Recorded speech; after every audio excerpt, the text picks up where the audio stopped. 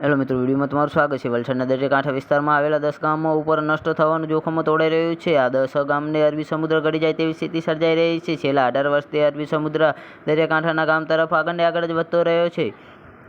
તો જે આ મિત્રો દક્ષિણ ગુજરાતના વલસાડના દરિયાકાંઠે આવેલા એવા કેટલાક ગામ છે કે જે અરબી સમુદ્રમાં ગરકાવ થઈ જાય છે। આજે વલસાડ જિલ્લાના સમુદ્રકાંઠે આવેલા 10 ગામ ઉપર નષ્ટ થવાનું જોખમ સર્જાઈ રહ્યું છે। છેલ્લા 15 વર્ષથી અરબી સમુદ્ર કાંઠા વિસ્તારના ગામો તરફ આગળ વધી રહ્યો છે। 15 વર્ષ પહેલાં જ્યાં ગામની જમીન જોવા મળતી હતી ત્યાં આજે દરિયાના પાણી જોવા મળી રહ્યા છે। ગામની જમીન દરિયામાં ગરકાવ થઈ ગઈ છે।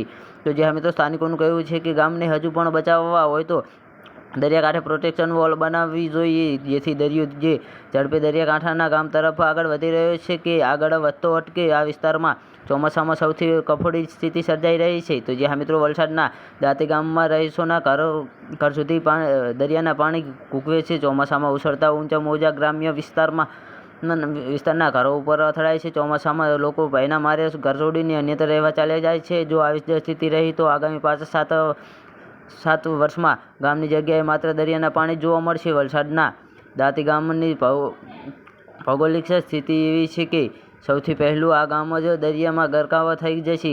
એક તરફ અંબિકા નદી અને ખાડી છે તો બીજી તરફ અરબી સમુદ્ર છે। સ્થાનિકોના જણાવ્યા અનુસાર ચોમાસામાં સતત હોવાને પગલે છેલ્લા 5 વર્ષમાં અરબી સમુદ્ર 2 કિલોમીટર જેટલો અંદર આવી ગયો છે। તો જી હા મિત્રો, વિડીયોમાં બનાવી રહ્યા બદલ ધન્યવાદ।